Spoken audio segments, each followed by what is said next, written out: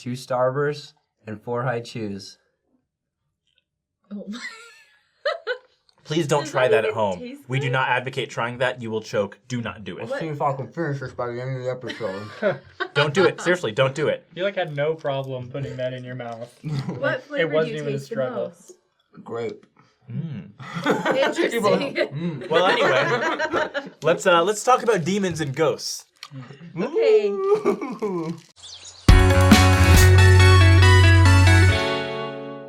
Disclaimer, this episode is full of like a ton of opinion and personal stories, so don't take those and generalize them across the entire church and what we teach. These are just personal experiences that we're going to share with you because it's kind of fun and kind of relevant to the season and kind of spooky. Yes. Now, this episode is not going to be scary, but it might be. I don't know. It Okay, might- I would probably get scared. Well, do we believe in ghosts? Like personally or what? Yes, Are you I do. asking? Well, like, does the church believe in ghosts? Oh. The church has not had a stance on it. Because They- it's hard to define what a ghost is. That's true. Like, The church hasn't When you say confirmed or ghost, denied. Kwaku, what are you talking about? when I say ghost, I mean spirit of a person that you can somewhat see. In that respect, That you can sure. see? Yeah. Like see what? Like the shadow of them? Like, you can see them, you know? Like talking to them. Oh. Like when I was 4, I was in my parents' bedroom, and the rocking chair just started moving by itself, and it was dark, and I saw a hand on the rocking chair. No. And I was freaked. I was like 4 years old, so I'm like freaking out. How do you So I remember run. this? I tell my dad, well, because things like that like scar you, like things Yeah. like high emotion you remember. gosh. So I tell my parents, we blessed the house, nothing like that ever happened again. But from that moment, I was like, I believe that kind of stuff, Oh, that's freaky. Yeah. But I think there's also good, just as much as there's probably like Creepy stuff. creepy spirits. I'm sure there's lots of good. I know there's good spirits. It's Yeah. interesting how like you don't believe it until like something happens to you, and then you're like, well, guess I'm a believer. I have a creepy story. So when I was in high school, this started my senior year of high school. I don't know if you would call it sleep paralysis or lucid dreaming or what, but I would be in my bed. And I wasn't one of those kids who was like, let's try to have sleep paralysis. Like, I was not one of those kids. You can do that? Yeah, Yeah. those kids Yeah. are the worst. Hypnotize yourself. I was literally just sleeping, and I would wake up, my eyes would be open, but my body was still asleep. Like, I couldn't move my body. Yeah. And this would happen. There would be this little man in my room, like this big, Oh. and his head was super big, but his body was like noodles, like really, really thin. And I would never look directly at him, but it would always seem my in my wait. I am Peripheral creeped vision. out. Peripheral. Yeah, the word that came to mind was parenthesis. I can only see my parenthesis. Your parenthesis I can only see my vision. peripheral vision, and I would do this thing where I knew that he was looking at me, and so I would then I'd be able to move my body.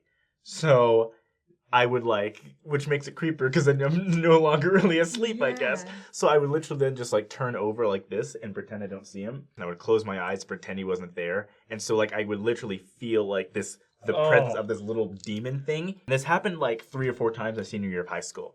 And then I've not been bothered by this little demon man ever since.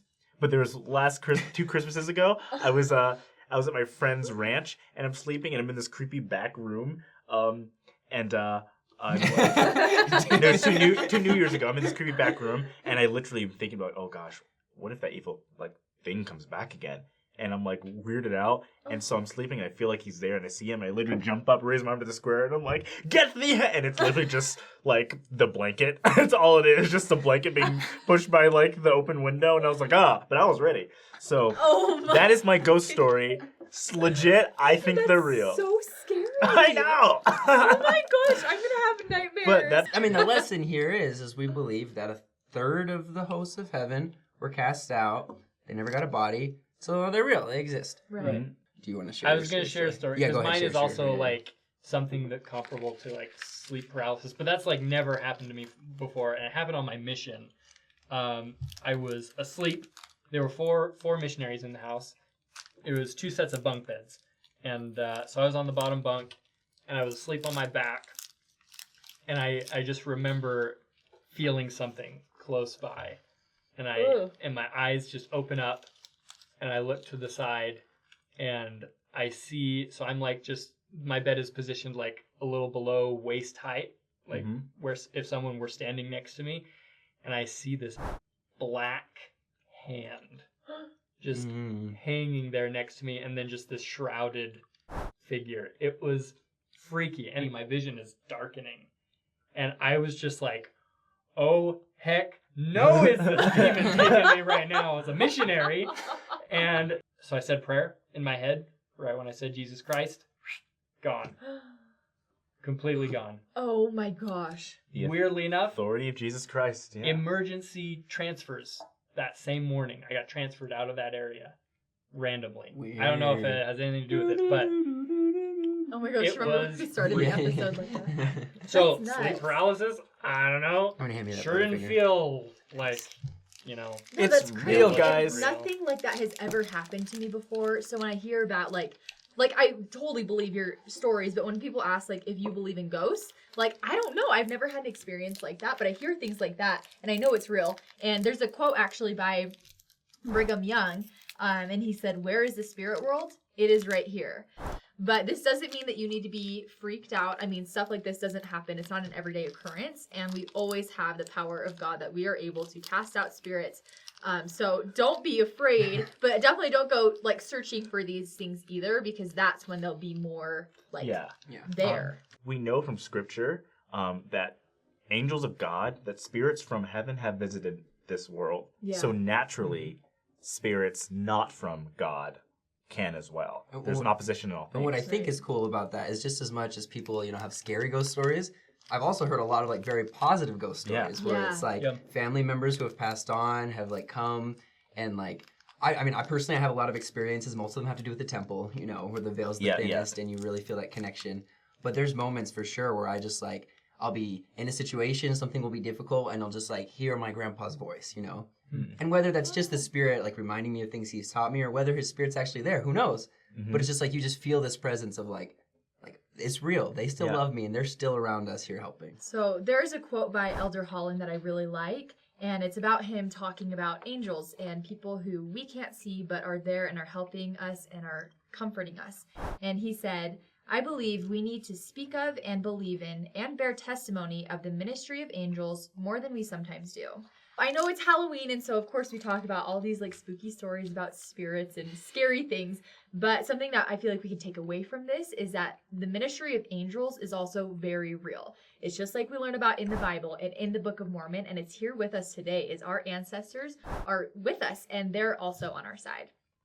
What is it? Innumerable concourses of angels surround us. Yeah. I think if we could see through the veil and see the spirit world around us, we would be shocked to see the positivity and also the evil around us trying to influence. I feel like they're just sitting around playing Scrabble or like the spirit world version of D&D. Oh my gosh, I hope so. I love Wait, side note, Scrabble. I finished. Did it take you this whole time? You were eating like Butterfingers. No, I finished a while. I was like, I hope you didn't put the Butterfinger in your mouth while you were still finishing that. Okay, if you think about it though, like if a demon attacks you, like it's kind of like flattering in a way. You're It's like oh, me? wow. Like, you thought of me, like, and really they only want you for your body. They only Yeah. want you for your body. They're like college. They're like boys in college. If you got negative body image and a demon attacks you, solved. Also, make sure to comment, subscribe. Please don't tell us of any creepy stories. Please tell us of good stories. But we know you're gonna comment the creepy ones anyway, so That's true. And notification bell, that thing too.